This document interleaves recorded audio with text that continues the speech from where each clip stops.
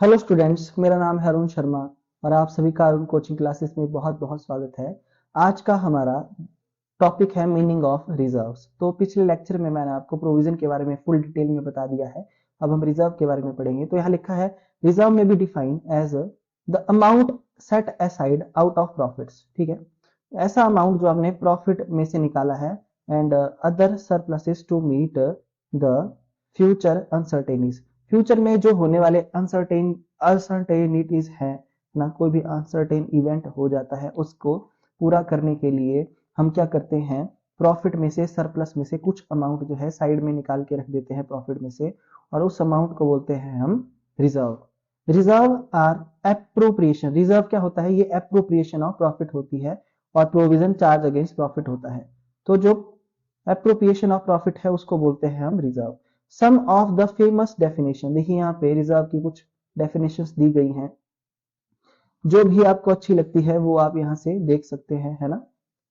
सो यहाँ पे जैसा लिखा गया है मैं इसको पढ़ लेता हूँ कि reserve refer generally to the funds और मटेरियल सेट असाइड और सेव्ड फॉर फ्यूचर यूज, या बाकी यहाँ पे कुछ लिखा गया है कि taking hints from all the above definition. यहाँ पे भी डेफिनेशन दी गई है क्या, कि रिजर्व में be simply defined as a fund created for fulfilling any unforeseen liability. देखिए ऐसी लाइबिलिटी जिसके बारे में आप नहीं जान सकते हैं और उसको फुलफिल करने के लिए, उसको मीट करने के लिए हम फंड क्रिएट करते हैं और उस फंड को बोलते हैं हम रिजर्व।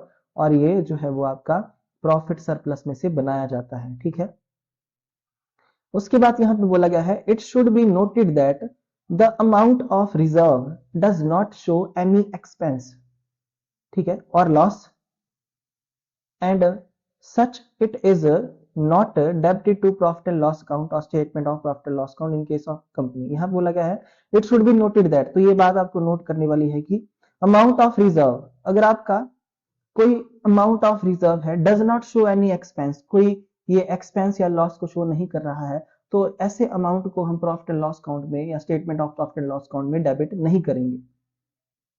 ठीक है, समझ रहे हैं बात को, कि जो रिजर्व बनाया जाता है ना, वो किसी एक्सपेंस को, लॉस को शो नहीं करता है, डज नॉट शो, है ना। तो इसलिए हम उसको प्रॉफिट एंड लॉस अकाउंट में डेबिट नहीं करते हैं। ठीक है, creation of reserve does not reduce the net profit. तो जब हम मतलब प्रॉफिट में से रिजर्व को बनाया जाता है तो उससे हमारा नेट प्रॉफिट डिक्रीज नहीं होता है, but it reduces the amount of divisible profit. इससे हमारा डिविजिबल प्रॉफिट जो है वो कम हो जाता है। स्टूडेंट्स, मैं आपको बताना चाहता हूं ये चैप्टर आपको प्लस टू में भी काम आएगा और प्लस में भी, तो प्लस टू में तो काम बहुत ज्यादा आएगा। ठीक है, आपको खुद पता लग जाएगा जब आप प्लस टू पढ़ेंगे। सो इट इज, तो ये बोल रहा है कि जो आपका रिजर्व होता है उससे हमारा नेट प्रॉफिट रिड्यूस नहीं होता, उससे हमारा डिविजिबल प्रॉफिट रिड्यूस होता है। So it is an appropriation of profit, इसलिए जो है ये रिजर्व हमारा एप्रोप्रिएशन ऑफ प्रॉफिट है। एप्रोप्रिएशन का मतलब होता है डिस्ट्रीब्यूशन, है ना। So it is shown as an item of appropriation of profit. ठीक है, so various examples of reserve यहाँ पे दिए गए हैं, जैसे general reserve, capital reserve, contingency reserve, है ना, dividend equalisation reserve, investment fluctuation fund, workers compensation fund, debentures redemption fund etcetera. ये हमारे रिजर्व के कुछ एग्जांपल्स यहाँ पे दिए गए हैं। उसके बाद यहाँ पे बताया गया है कि रिजर्व फंड क्या होता है, ये भी बहुत जरूरी है। देखिए, as per the companies act 2013, the word fund, देखिए फंड का मतलब क्या है, जो हमारा कंपनी एक्ट 2013 है उसके अकॉर्डिंग फंड का मतलब है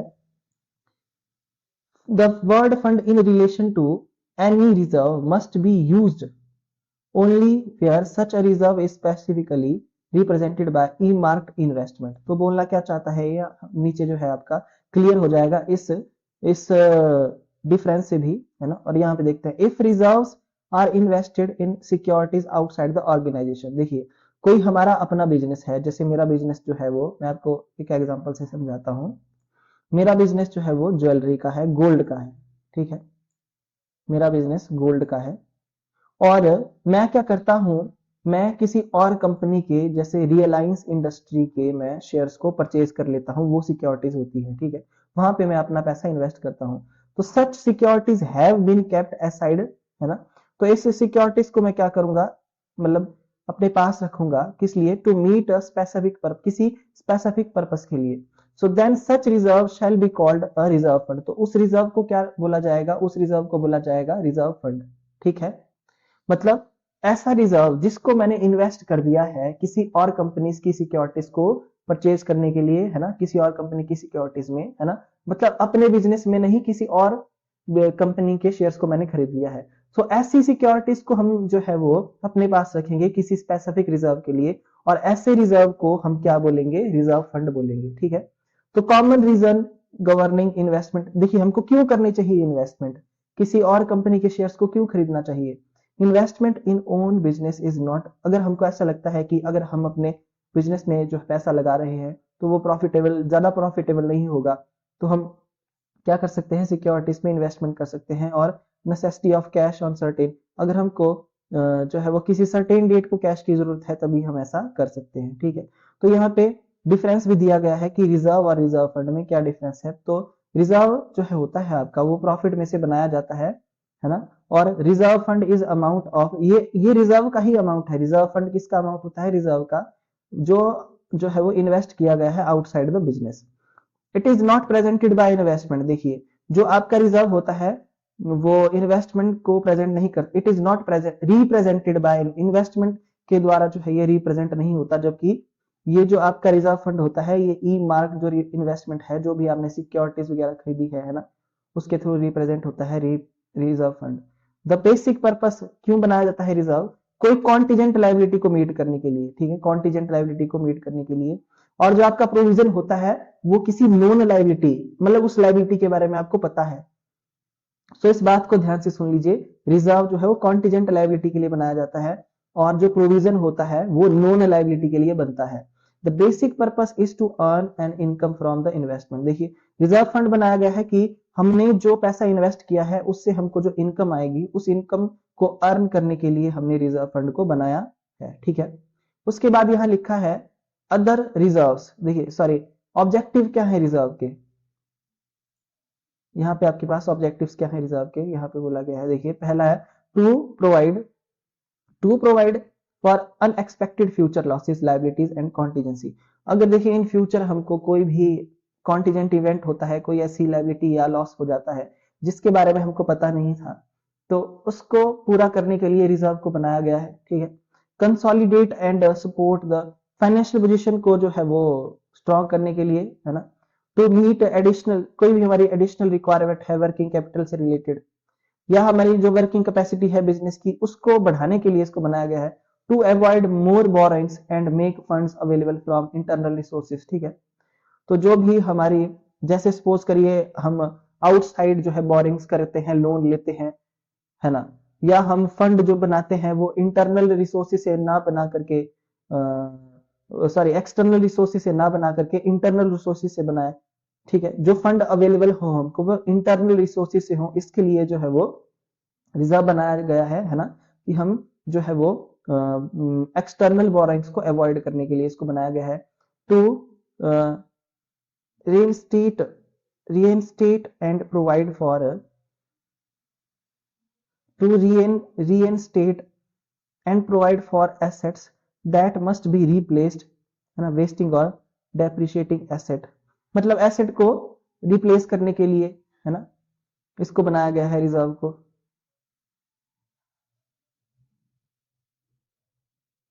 उसके बाद to announce and provide dividend, अगर हमने एक कंसिस्टेंट यानी कि कांस्टेंट रेट से हर साल अगर डिविडेंड को देना है तो रिजर्व को बनाया जाता है। डिवेंचर को रिडीम करने के लिए रिजर्व को बनाया जाता है। प्रेफरेंस शेयर्स को और अदर लोन और लाइबिलिटी को रिडीम करने के लिए इसको बनाया जाता है। To meet certain legal requirements such as investment reserve requires to meet the requirement of income tax law, देखिए to meet certain legal requirements, कोई भी हमारी लीगल रिक्वायरमेंट्स है उसको पूरा करने के लिए, जैसे investment reserves require to meet the income requirement of income tax law. ठीक है, जैसे कि यहाँ पे बताया गया है such as investment reserve require, तो इन्वेस्टमेंट रिजर्व बनाया गया है किसके लिए बनाया गया है, जो आपकी जो भी रिक्वायरमेंट है इनकम टैक्स लॉ के अकॉर्डिंग, ठीक है, उसके लिए। इन्वेस्टमेंट रिजर्व को बनाया गया है। ठीक है, तो ये था आपका ऑब्जेक्टिव रिजर्व को बनाने के। फिर फीचर्स क्या हैं इसके, देखिए ये नेट प्रॉफिट का पार्ट है। तो रिजर्व जो है वो नेट प्रॉफिट में से बनाया जाता है, created out of the net और डिविजिबल प्रॉफिट्स। ठीक है, जो भी आपका डिविजिबल प्रॉफिट है या आपका नेट प्रॉफिट है उसमें से जो है रिजर्व को बनाया जाता है। ध्यान से सुन लीजिए। So they are also called retained earning, इसलिए इसको अनडिस्ट्रीब्यूटेड प्रॉफिट बोलते हैं, रिटेन अर्निंग प्रॉफिट बोलते हैं। मतलब ये ऐसे प्रॉफिट में से बनाया गया है, मतलब ये जो है आपका डिविजिबल प्रॉफिट में से बनाया गया है, नेट प्रॉफिट में से बनाया गया है, और ये रिटेन अर्निंग है। इसका इस्तेमाल हम प्रॉफिट को डिस्ट्रीब्यूट करने के लिए नहीं करेंगे, इस प्रॉफिट का इस्तेमाल हम अपने बिजनेस के लिए करेंगे। ठीक है, उसके बाद शोन एज ए लाइबिलिटी, और इसको एज ए लाइबिलिटी शो किया जाता है। जितने भी हमारे रिजर्व्स होते हैं उसको हम बैलेंस शीट की लाइबिलिटी साइड में शो करते हैं, है ना, बैलेंस शीट की लाइबिलिटी साइड में शो करते हैं, just like capital contributed into the business by the proprietor. So since profit is the result of investment made into the business, देखिए जो भी हमने इन्वेस्टमेंट किया है बिजनेस में उससे उसका रिजल्ट है कि हमको प्रॉफिट हो रहा है ना। एंड और वो किससे बिलोंग करता है, वो सारा का सारा अमाउंट बिलोंग करता है इन्वेस्टर से। ठीक है, यानी कि बिजनेसमैन से। Sir so the same logic applies to the, इसीलिए रिजर्व में भी यही आपका सेम लॉजिक अप्लाई होता है, इसलिए इसको लाइबिलिटी में शो किया जाता है। So the reserve are shown as a liability side of the balance sheet. So उसके बाद यहां दिया है वॉलेंट्री क्रिएशन, मतलब रिजर्व जो बनाया जाता है उसको बनाना आपकी मर्जी है ना, आप बना भी सकते हैं नहीं भी बना सकते हैं। Generally certain of reserve is not a legal necessity accept in a certain cases. ठीक है, तो मतलब लीगली इसको बनाना जरूरी नहीं है, पर कुछ केसेस में जो है वो छोड़कर कुछ ऐसे सर्टेन केस होंगे जिसमें रिजर्व को बनाना भी जरूरी होगा, पर कोई लीगल वॉलेंट्री क्रिएशन है इसका। They are created keeping in mind the outlook, है ना, जो भी हमारा आउटलुक होगा, जो हमारा दृष्टिकोण है, जो हमको कंफर्टेबल लगेगा, जो हमारी इंटरनल पॉलिसी होगी बिजनेस की, उसको ध्यान में रख के इसको बनाया जाएगा। Boost to financial position, reserves provide an immense support to, business की जो फाइनेंशियल पोजीशन को स्ट्रॉन्ग करने के लिए, बूस्ट करने के लिए इसको बनाया जाएगा। ठीक है, उसके बाद कोई भी हमारी अननोन लाइबिलिटी है उसके अगेंस्ट शील्ड के लिए, यानी कि हमारी प्रोटेक्शन सिक्योरिटी के लिए। So reserves offer protection to the business and act as a buffer to provide for unknown liability, मतलब ये अननोन लाइबिलिटी को रोकने का काम करता है, जैसे वीडियो में बफरिंग होती है ना, वैसे ही। Reserve fund, if the reserves are invested out of the business, अगर रिजर्व को हम क्या करेंगे, रिजर्व के अमाउंट को out of the business invest करेंगे तो उसको हम क्या बोलेंगे, रिजर्व फंड बोलेंगे। सो आई होप आपको इतना समझ में आ गया होगा। फिर उसके बाद नेक्स्ट टॉपिक है कि रिजर्व्स की क्या एडवांटेजेस है, क्या इंपॉर्टेंस है। तो पहला है कि बिजनेस की फाइनेंशियल पोजीशन को स्ट्रॉन्ग करने के लिए इसको बनाया गया है। रिजर्व्स जनरली आर यूटिलाइज्ड, देखिए रिजर्व का यूज करते हैं हम बिजनेस को एक्सपेंड करने के लिए। So they build up and strengthen the financial position of business, जिससे हमारी बिजनेस की फाइनेंशियल पोजीशन स्ट्रांग होती है, हमारा जो बिजनेस है वो बिल्डअप होता है। So reserve are generally known as a internal source of finance, तो रिजर्व जो होता है हमारा वो इंटरनल रिसोर्स ऑफ फाइनेंस है। ठीक है, उसके बाद है guard against unforeseen liability and losses, जो हमारा रिजर्व होता है वो क्या होता है, रिजर्व हमारा एक अनफॉर्सिन लाइबिलिटी के लिए एक गार्ड का काम करता है, एक शील्ड का काम करता है, ऐसी लाइबिलिटी जिसके बारे में हमको पता नहीं है। So reserve are specially created to provide for unanticipated or abnormal losses and any sudden liabilities that may arise। तो जो रिजर्व बनाया जाता है वो क्यों क्रिएट किया गया है, किसी एबनॉर्मल लॉस को, है ना, किसी अनएंटिसिपेटेड लॉस को, या कोई हमारी ऐसी लाइबिलिटी जिसके बारे में हमको पता नहीं है उसको, उसके अगेंस्ट मतलब एज अ सिक्योरिटी इसको बनाया गया है। ठीक है, जैसे कि यहाँ पे लिखा गया है। तो इन फ्यूचर हमको कोई भी अगर कॉन्टीजेंसी हो जाती है, कोई कॉन्टीजेंट इवेंट हो जाता है, तो उससे प्रोटेक्शन के लिए बनाया जाता है रिजर्व। ठीक है, इसलिए। और main maintain study dividend rate, study का मतलब होता है आपका, मतलब जैसा हम इक्वल रेट से देते आए हैं डिविडेंड, है ना, जैसा हम हर साल जो है वो 10% रेट लगाते हैं डेप्रिसिएशन, सॉरी डिविडेंड का, तो 10% से ही देंगे आगे भी, इसलिए तो उसको डिविडेंड रेट को मेंटेन करने के लिए dividend dividend equalisation reserve is, देखिए इस पर्पस के लिए क्या बनाते हैं, डिविडेंड इक्वलाइजेशन रिजर्व, है ना, specially for created for the purpose of maintaining steady dividend rate, है ना, मतलब समान दर से हम देंगे। When a business earns more profit, जब बिजनेस को बहुत ज्यादा प्रॉफिट होगा, funds are transfer to this reserve, तो फंड जो है इस रिजर्व में ट्रांसफर किए जाएंगे डिविडेंड इक्वलाइजेशन रिजर्व में, so that any time a business is not earning profit at the same rate, suppose करिए सेम रेट, कई बार ऐसा हो जाता है कि किसी साल में हमको उसी रेट से प्रॉफिट नहीं हो रहा है, उसी रेट से अर्निंग नहीं हो रही है, तो देर इज नो, तो हमारे डिविडेंड पे कोई भी इफेक्ट ना पड़े, है ना, और हम उस मतलब इक्वल रेट से ही क्या करें, इक्वल यूनिफॉर्म रेट से ही डिविडेंड को पे करेंगे, है ना, और इस रिजर्व का यूज करेंगे डिविडेंड इक्वलाइजेशन रिजर्व का। सो यही बात यहाँ लिखी गई है। फिर है meet demands of specific purposes, ठीक है। So since reserves may be created for, ये जो स्पेसिफिक पर्पस के लिए रिजर्व को बनाया जाता है, they do not let the financial position of the firm get affected, और इससे हमारी फर्म की कोई फाइनेंशियल पोजीशन पे कोई इफेक्ट नहीं पड़ता। For example such specific purposes may be include creation of debenture redemption, debenture redemption reserve for redemption of debenture की रिडम्पशन के लिए, ये मतलब किसी स्पेसिफिक पर्पस के लिए हमने अगर बनाया है रिजर्व, तो जैसे कि यहाँ पे लिखा है कि डिवेंचर को रिडीम करना है, उसके लिए डिवेंचर रिडम्पशन रिजर्व, ये स्पेसिफिक रिजर्व है ना, तो कुछ केसेस में स्पेसिफिक रिजर्व भी बनाया जाते हैं, ठीक है। ओके, तो इससे हमारी जो है वो फाइनेंशियल पोजीशन पे कोई इफेक्ट नहीं पड़ता है। सो ये था हमारा स्टूडेंट्स रिजर्व के बारे में, और ये टॉपिक यहीं पे जो है आपका ओवर हो जाता है। और इसके बाद जो है हमारा नेक्स्ट टॉपिक है यहाँ पे, तो ये मैं आपको बता दूंगा इसी वीडियो में। तो यहाँ लिखा गया है difference between reserves and provision, तो अभी तक हमने इन दोनों के बारे में पढ़ लिया है, तो डिफरेंस में आपको बता देता हूं कि जो रिजर्व होता है वो किसी अननोन लायबिलिटी को मीट करने के लिए बनाया जाता है, और जो प्रोविजन होता है वो नोन लायबिलिटी जिसके बारे में आपको पता है ना, उसके लिए बनाया जाता है प्रोविजन। पर जो इसका अमाउंट होता है नोन लायबिलिटी का, उसको हम डिटरमाइन नहीं कर सकते, ठीक है। आगे देखिए, creation of reserve is discretionary, है ना, it can be created only a sufficient profit have been earned. देखिए मतलब रिजर्व हम तभी बनाएंगे जब हमारे पास सफिशिएंट प्रॉफिट होगा, ठीक है। और जो आपका प्रोविजन होता है, प्रोविजन वो लीगली जो है नेसेसिटी है, हमको बनाना ही पड़ेगा, चाहे हमको लॉस ही क्यों ना हो रहा हो, ठीक है।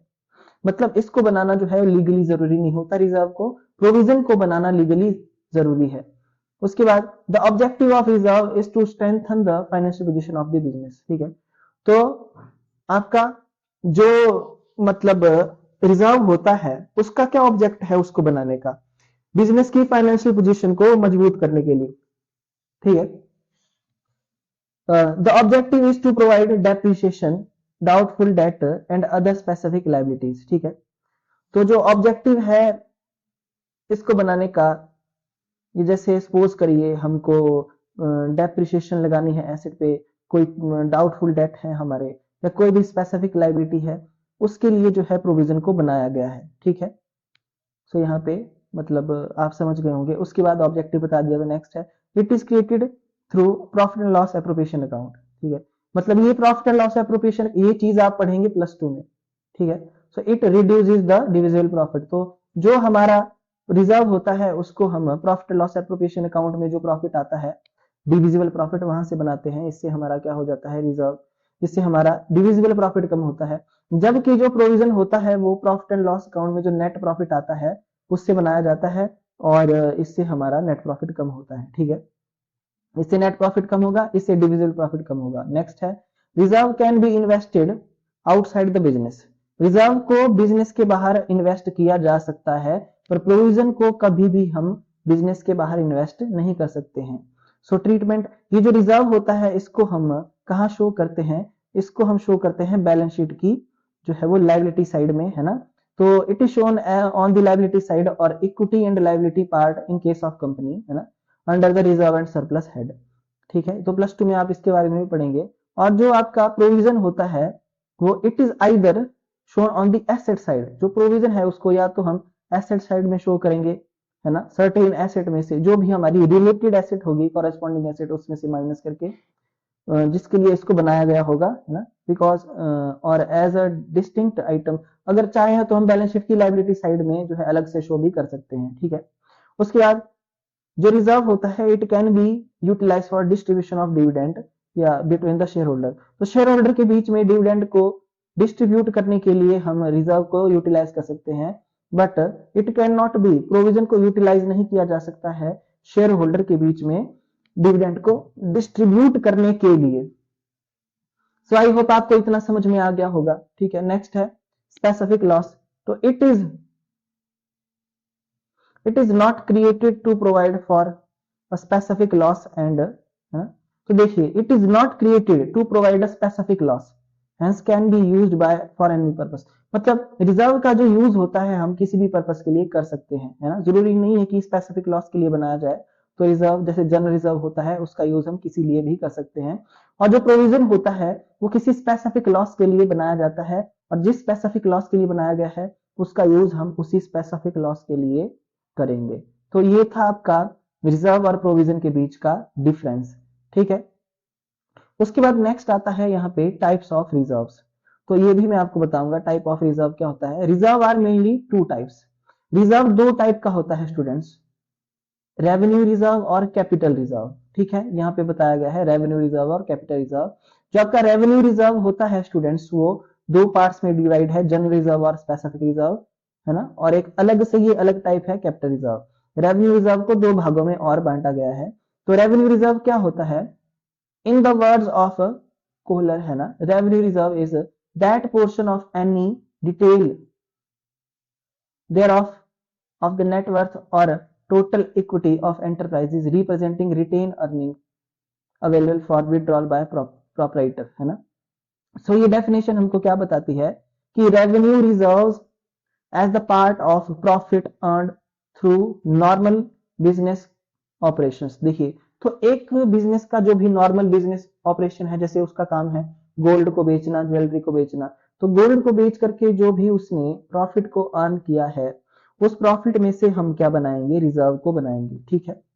किस रिजर्व को, रेवेन्यू रिजर्व को बनाएंगे। रेवेन्यू रिजर्व को नॉर्मल कोर्स ऑफ बिजनेस, जो भी जैसे गोल्ड बेचना मेरा काम है तो ज्वेलरी जो है मेरा नॉर्मल कोर्स ऑफ ऑपरेशन है, विच इज अनडिस्ट्रीब्यूटेड, और ऐसा प्रॉफिट जो अनडिस्ट्रीब्यूटेड है, ठीक है, which is undistributed and has been retained in business, जिसको बिजनेस में रखा गया है, ठीक है। So this forms part of capital invested into the business, ठीक है। तो ये जो आपका पोर्शन होता है ना, सो ये किसका पार्ट माना गया है, जो भी कैपिटल हमारी बिजनेस में इन्वेस्टेड है उसका, ठीक है। तो यहाँ पे मैं इसको हाईलाइट कर देता हूँ कि ये जो पोर्शन है ये क्या है, this portion forms part of capital invested into the business and is also available for distribution of dividend to investor. जो भी हमारे ओनर हैं, है ना, जो भी हमारे शेयर होल्डर हैं, उनको हमने डिविडेंड अगर देना होगा तो हम रेवेन्यू रिजर्व का यूज करेंगे, ठीक है। उसके बाद वेरियस एग्जांपल्स हैं यहाँ पे रेवेन्यू रिजर्व के, जैसे डिवेंचर रिडम्पशन रिजर्व है, डिविडेंड इक्वलाइजेशन रिजर्व है, इन्वेस्टमेंट फ्लक्चुएशन रिजर्व है, क्रेडिट बैलेंस है प्रॉफिट एंड लॉस काउंट का, है ना, और the statement of profit and loss count etcetera. So I hope आपको इतना समझ में आ गया होगा, ठीक है। उसके बाद यहाँ दिया है the basic objective of revenue reserve. Basic objective क्या है रेवेन्यू रिजर्व का, to meet the need of investment into the business to determine the future growth. Basic जो ऑब्जेक्टिव है रेवेन्यू रिजर्व का वो है इन्वेस्टमेंट की नीड को पूरा करना, ठीक है। जो भी हमारी फ्यूचर ग्रोथ के लिए अगर हमको इन्वेस्टमेंट की जरूरत होगी तो हम रेवेन्यू रिजर्व का क्या करेंगे, यूज करेंगे। और रेवेन्यू रिजर्व